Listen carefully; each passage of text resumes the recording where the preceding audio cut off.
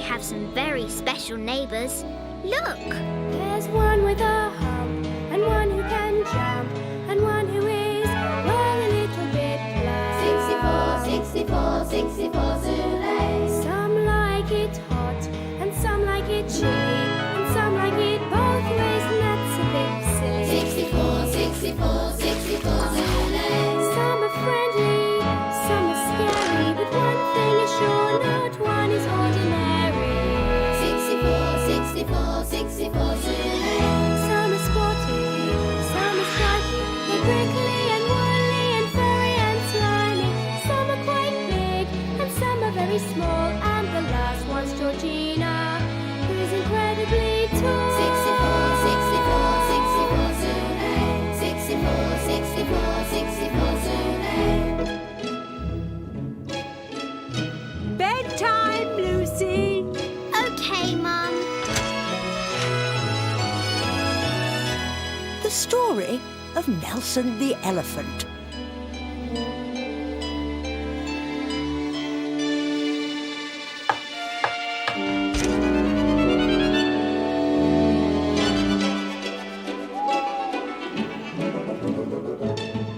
Oh, where is everybody? Over here. No, not over there. Over here. And here. Oh, come on. I know you're here somewhere. Boo! Ha ha! Fooled you, didn't we? Not at all. I knew you were hiding all the time. Oh, no, you didn't. Oh, yes, I did. Oh, no, you didn't. Oh, yes, I did. Will you please be quiet? If you carry on like this, you'll wake the neighbours. Sorry, Nelson. Oh, it's all right, Lucy, but we mustn't be too noisy. After all, it is the middle of the night. You're right. We must think about others sometimes. Ha ha! You can talk, Nelson. Once upon a time, you were noisier than all of us put together. Oh, no, I wasn't. Oh, yes, you were. Oh, no, I wasn't. Shh! I want to listen to Georgina. Sorry.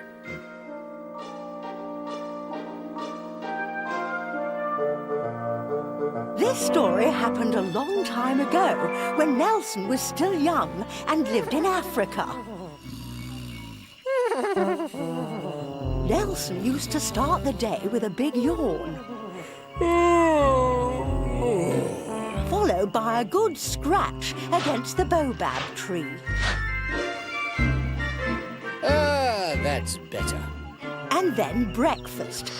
Nelson always had baobab leaves for breakfast. He liked them because they were nice and juicy, but they were also very small, so he had to eat a lot of them to fill his big elephant tummy. But after he'd eaten his breakfast, Nelson could never think of anything to do. Nothing exciting ever happens around here.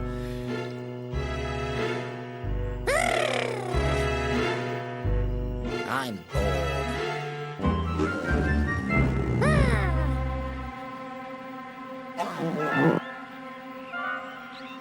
Very bored. Very, very bored.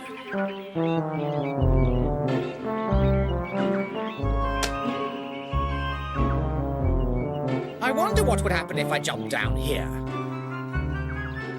Well, there's only one way to find out. 1, 2, 3.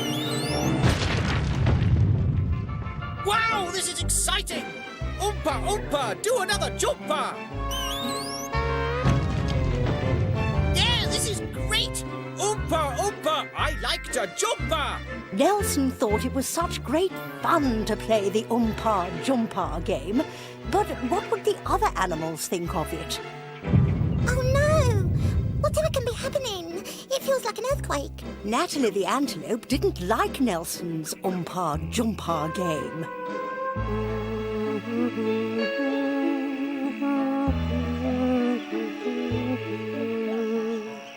Oh, help! My baby! Oh, That was close. Audrey the ostrich didn't like it either.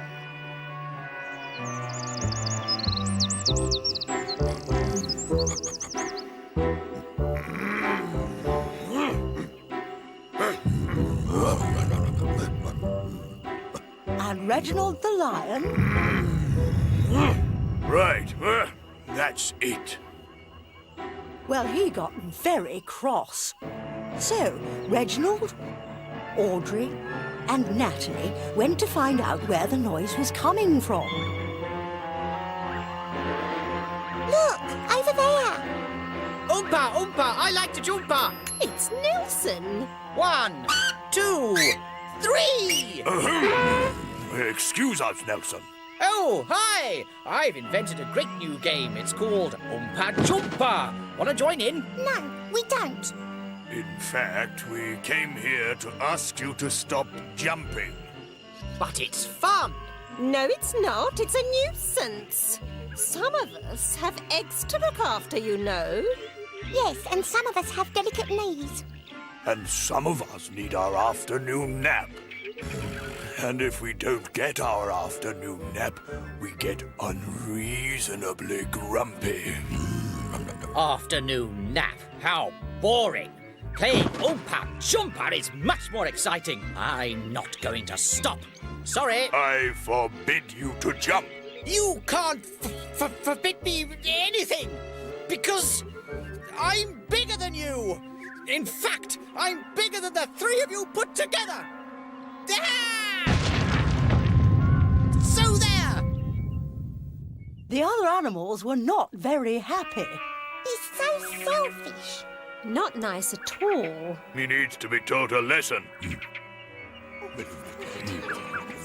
So, they thought of a plan.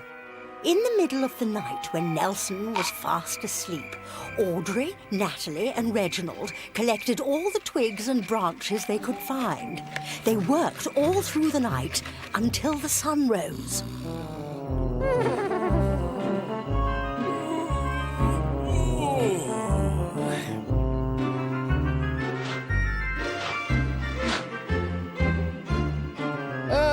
That's better.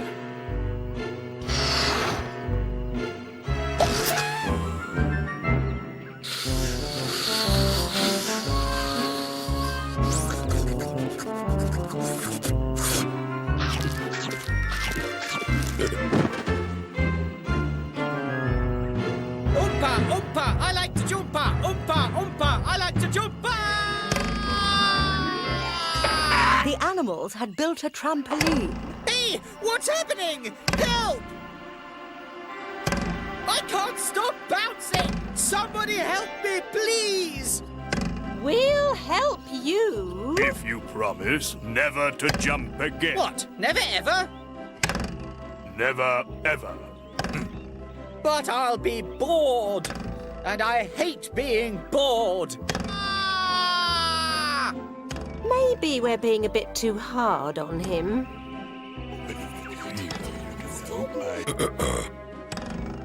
We've come up with a compromise. A what? A compromise.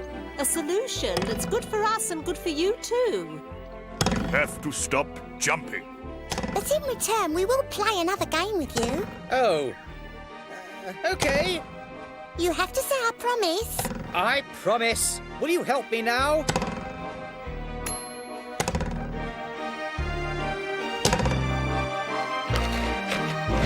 Ouch, my bottom!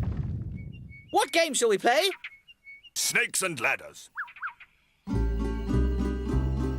So, Reginald made some ladders, and the others caught some snakes.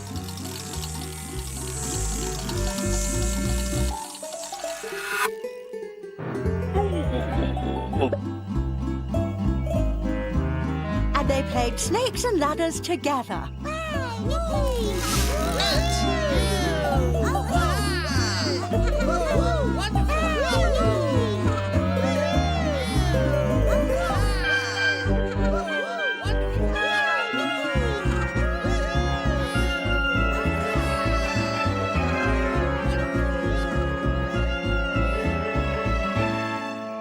So, that's the end. I hope you realize this story has been greatly exaggerated. You silly elephant. I still love you, you know. Oh, well then, I think it's time for bed now, young lady. Good night, Nelson. Good night, Lucy. Sleep tight. 64, 64, 64,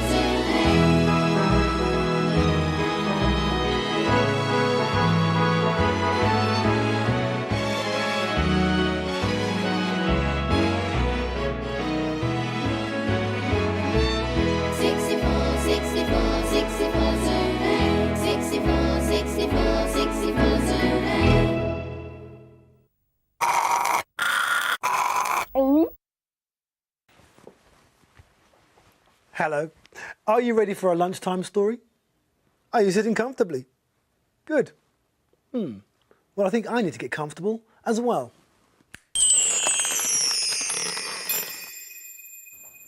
Ah, that's better. Now, it must be lunchtime in this story because it's all about a hungry dragon. It's called Dragon's Dinner by Susanna Corbett and illustrated by Lynn Chapman. Deep in the woods, in a cave, inky black, a dragon was snoring away on his back. His yellow eyes opened, the tiniest crack, and he said to himself, "I fancy a snack." Just round the corner, not far from his lair, the dragon bumped into a grizzly bear. "Mr. Bear," said the dragon, "now I've got a hunch that soon you and I will be off to do lunch." Away ran the bear through the perilous wood, but the dragon was chasing, which couldn't be good. They hurtled past bushes and up over rocks, but as they jumped down, they bumped into a fox. "Foxtail on toast would simply be stunning. You may be quite sly, but I've got more cunning." They ran from the dragon. He'd show them no pity. They ran and bumped into a kitty. "Hello, Mr. Kitty. You may have 9 lives, but you'll need to have 10 if you want to survive." They ran from the fiend, whose breath was quite foul, and up to a tree where they woke up an owl. "I think you shall make such a grand appetizer, for owls may be wise, but dragons are wiser." At the edge of the wood lived a little grey mouse. He was busy at work, painting his house. From out of the wood came a terrible crash, and a huge ball of fire rose up in a flash. "Well," said the mouse, as he cleared things away, "that's something you really don't see every day." Out from the wood ran the fox and the bear, as the mouse cleaned his tools with some patience and care. Out from the wood ran the cat and the owl, as the mouse wiped the paint off his paws with a towel. Out came the dragon, who was now in a mood, and getting quite tired from chasing his food. "Aha, little mouse, when it comes to the crunch, barbecue mouse is my favourite for lunch." "Ha, ha," laughed the mouse. "You're really a dummy. There's no way that I'm ending up in your tummy." He ran at the dragon, grabbed onto a scale, and started to climb up the leathery tail. The dragon sneezed out a great jet of fire, but the mouse kept on climbing, higher and higher. The mouse reached the top, and showing no fear, gave one more big leap and plopped into his ear.